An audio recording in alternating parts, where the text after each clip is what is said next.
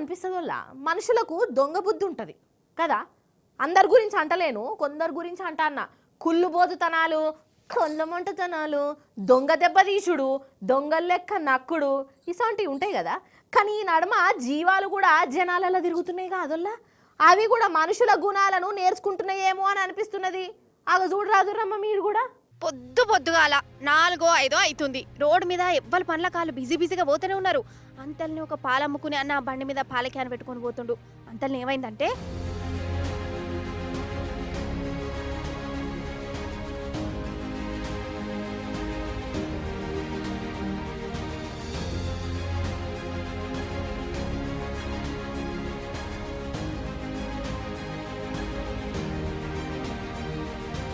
Or నాయను అర్థమైందా నొల్ల ఏమైందో.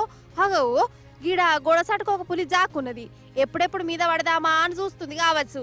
ఈ బండే నచ్చుడుతోనే కథ లటుక్కుమని పడ్డది. ఆ పులి కూడా దెబ్బలు తాకినట్టున్నాయి. మెల్లగా మూలుకుంటా పోతుంది. ఇక పాలమ్ముకునేటైన ఏ పరిస్థితి చూడూరి. పాపం ఈయన ఇంకా షాకుల్నే ఉన్నాడు, లీత్తలేడు. అంతల్నే తువ్వం పడిపోయేటోళ్ళు ఏమైంది అనుకుంటే దగ్గరకు వచ్చిరోళ్ళ పులి మీద పడ్డదని చెప్పిండు.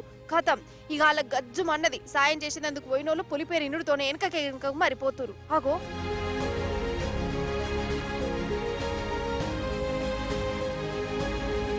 ఇక లాస్ట్కి ఒక కారైన అడ్డం వచ్చి ఎట్లనో అట్లా కాపాడు ఓపెన్ చేసిరనుకో. అసలు అదేం పులుల్లా గిట్ల మోక చూసుకొని మరీ పాప మీద దునికింది. దానికేం రోగం కావచ్చు, అది దొంగేశాలు ఎడ నేర్చుకున్నది కావచ్చు. ఈ పులి కొనవాడైతే